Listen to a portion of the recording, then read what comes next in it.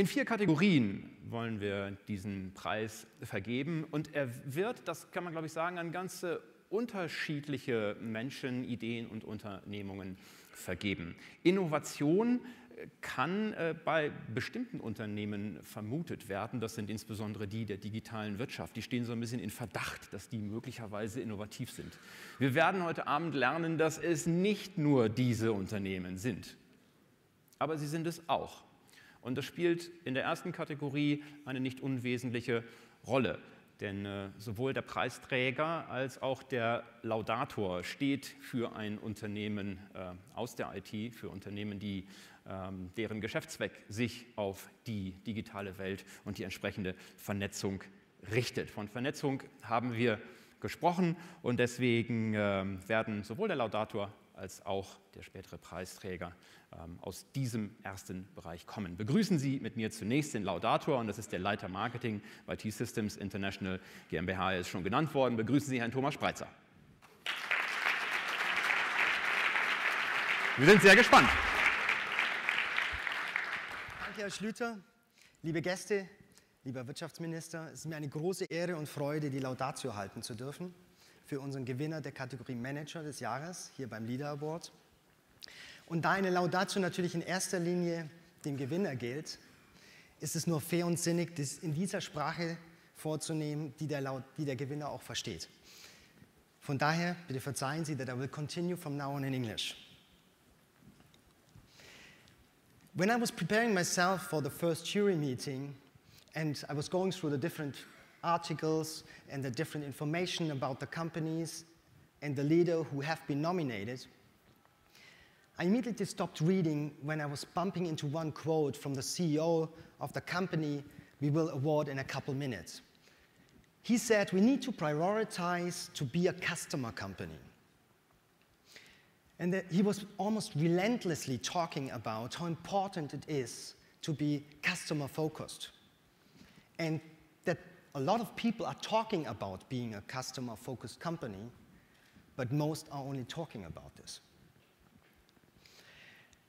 And I had to smile because in my team, we were developing a positioning just 7 months ago we called zero distance to the customer. So my decision was almost made for the winner. I only had to convince the other colleagues from the jury, which was not difficult because that company showed a really impressive track record. They are one of the fastest growing companies in the IT sector. And the impressive part is really that simple sentence, being customer focused. Because it sounds almost too simple. You know, because what else should you focus on except being customer focused? It sounds really almost stupid to do something different, right? But the problem is a lot of people saying, yes, I want to be a customer focused company as long as I don't have to change anything.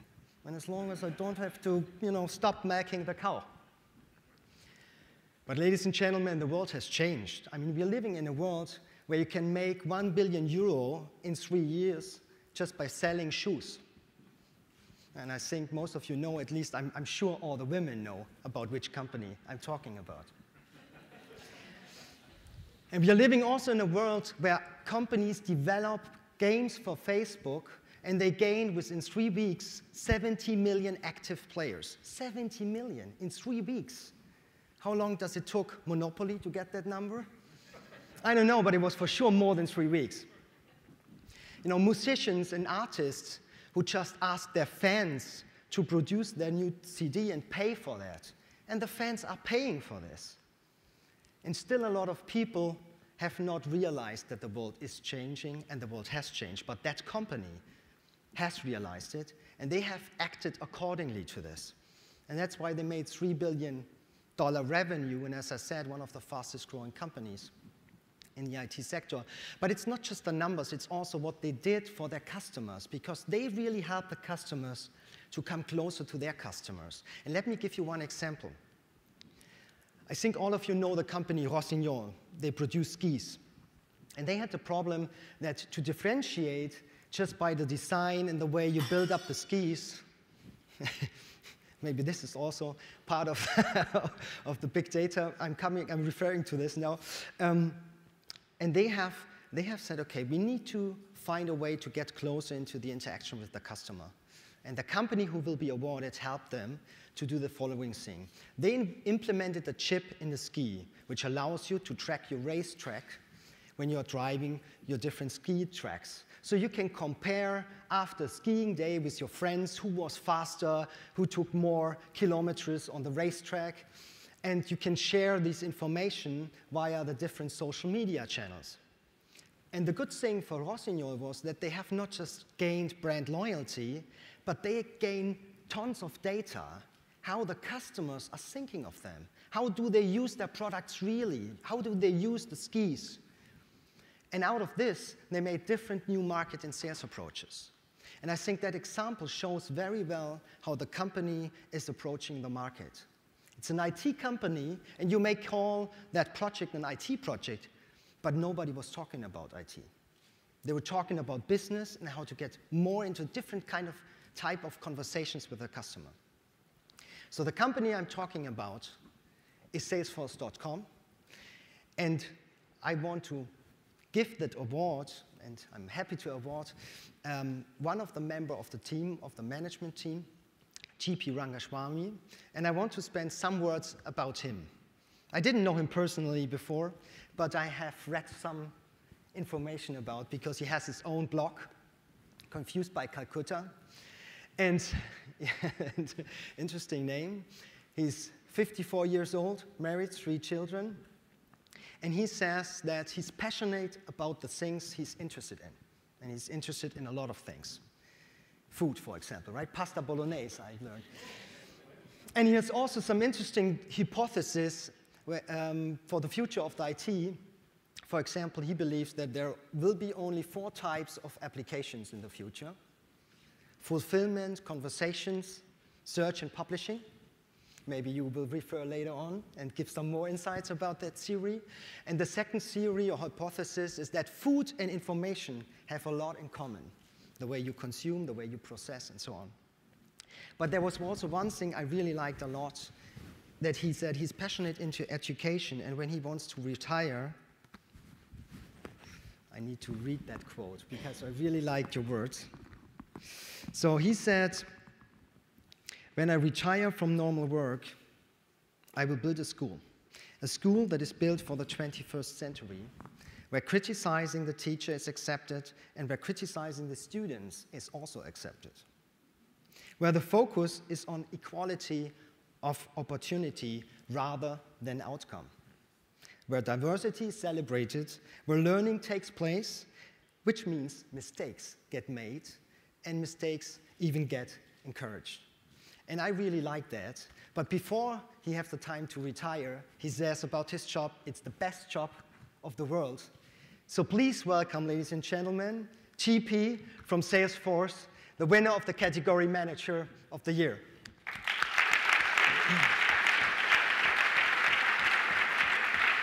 Thank you. Rangaswami und Salesforce.com. Schön, Sie hier zu haben. Vielen herzlichen Dank. Und wir bitten den Minister dazu und kommen zur Preisübergabe. Dort steht er bereit, der erste von 4 an Sie alle. Kalkutta heißt Ihr Blog. Da sind Sie mal irgendwann angefangen. Jetzt sind Sie über London hierher gekommen. Und da ist Ihr Preis, der LIDA Award 2013.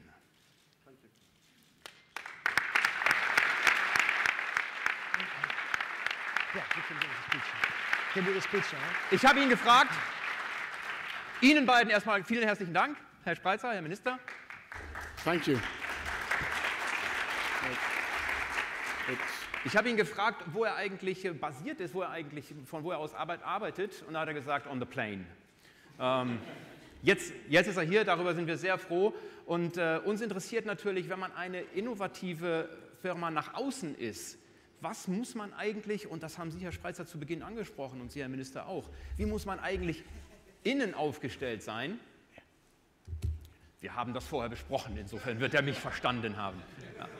Okay. Wie muss man eigentlich innen aufgestellt sein, um nach außen so innovativ zu sein? So what you look like on the inside, what you have to be like on the inside in order to be as innovative on the outside as you obviously are.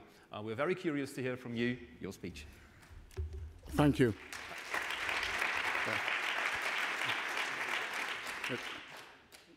This is a real honor and a privilege for me to accept this award on behalf of Salesforce.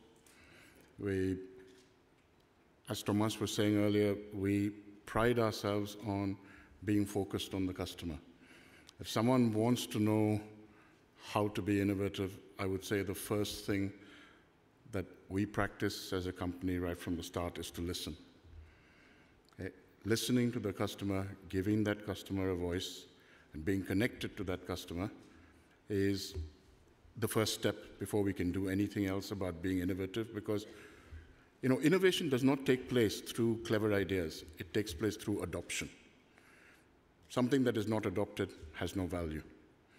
And it doesn't get adopted if you don't listen to the customer. The second element is when we formed the company, we actually tried 3 core innovations. We changed the way software was paid for. It became a subscription model rather than a license. We changed the way it was delivered, because it was delivered as a service in a multi-tenant model, then bought as disks that you had to pick up and install. But the most important change for me was that we changed the philanthropic model that took place at the time.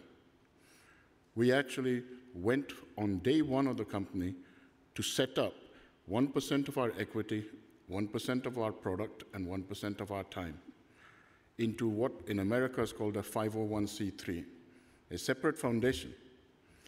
And that foundation, now that, as Thomas told you, we are a company that has passed $3 billion in revenue and 26 billion market cap. These are not trivial sums. At the start, when the equity had no value and we had no product and there was no staff, giving things away seemed easy.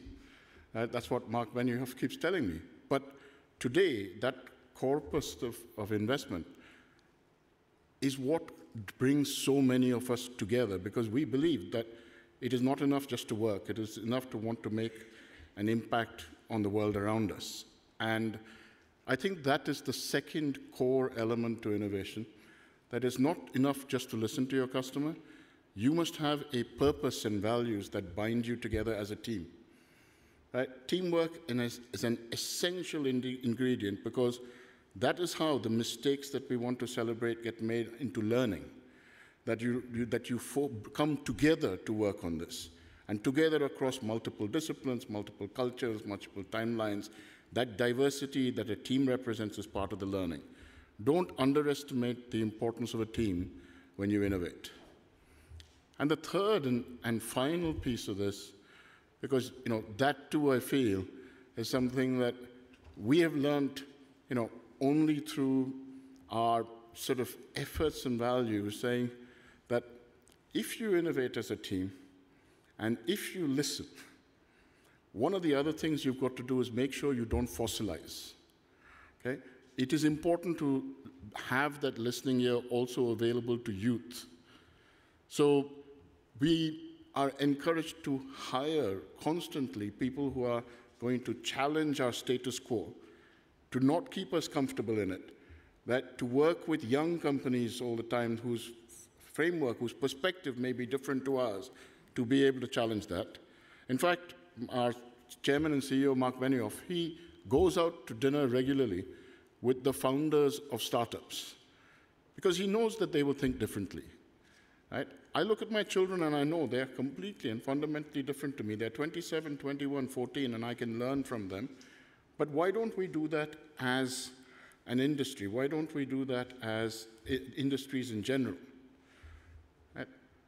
This is an incredible honor to be here. I don't want to take up any more of your time. It's not me you should be listening to. The value of why I feel proud to be here is it is because you think we've been listening to you. And for that, I thank you. Thank you and goodbye.